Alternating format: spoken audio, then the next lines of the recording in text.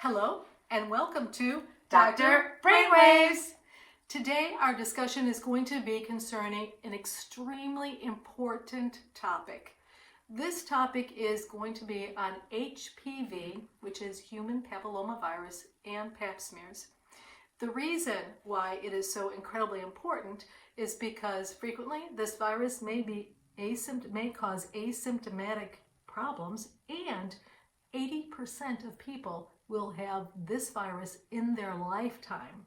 And the other unfortunate piece of information is that HPV is commonly a trigger for cancer. So it is something that's asymptomatic, it's very common, it's prevalent, and unfortunately it can cause cancer, but there is hope. And today Dr. Azar is going to be talking about how important it is to have pap smears and the relationship between pap smears and HPV. Right. Dr. Azar.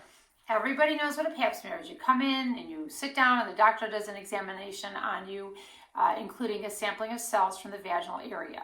So the important thing for people to know is that once upon a time we did not know what the source of cancer in the female genital tract was. And we found out through many different types of investigations that there was one subgroup that did not tend to get these types of cancers.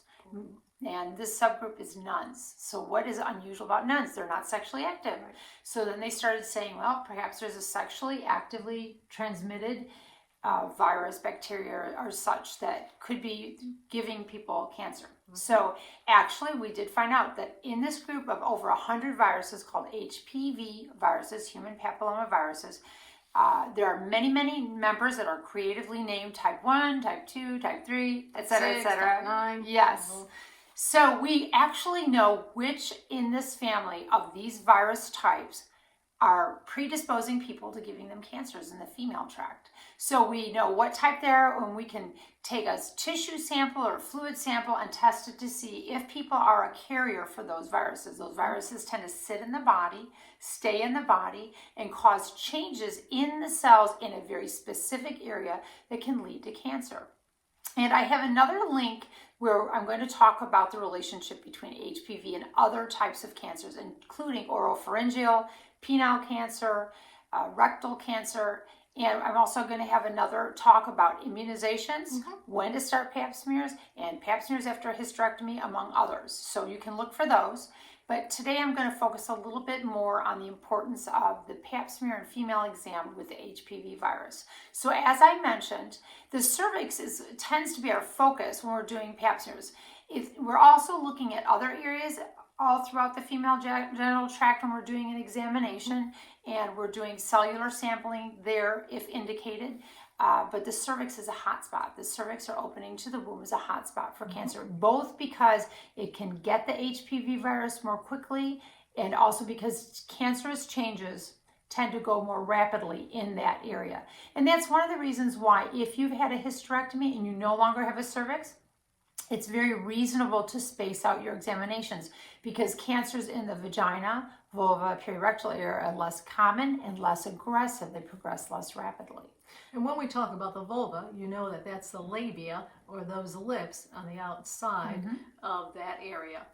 The other thing is, when she talks about perirectal, she's talking about that area around and immediately inside the rectum. Absolutely. So if you go in to have a pap smear, and you may be surprised when your gynecologist actually will evaluate the perirectal area, but there's a good reason for that, and this is one of those reasons.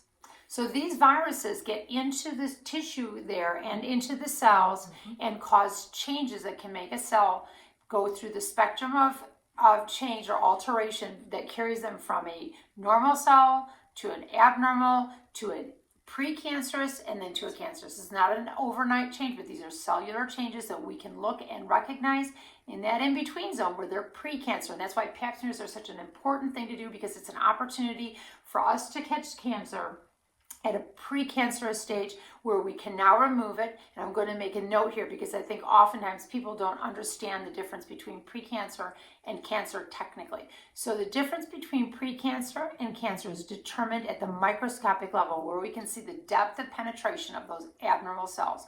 the degree of abnormality, and the depth of penetration of the abnormal cells. And by that we can predict, is it possible that these cells could have migrated to other parts of the body, and now we have to look beyond what you see. So precancer is what you see is what you get. It's there, it's contained, and once you get it out of that area, it's gone. But if it's cancer, it may have spread elsewhere, and that's why we have to differentiate between precancer and cancer.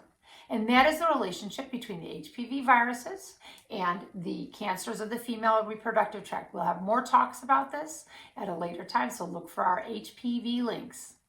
A couple of things that I wanted to comment on. One is that because of the use of pap smears, we have actually seen a decrease in cervical cancers, where previously it may have been considered the number one cancer in women. It is no longer the number one cancer in women.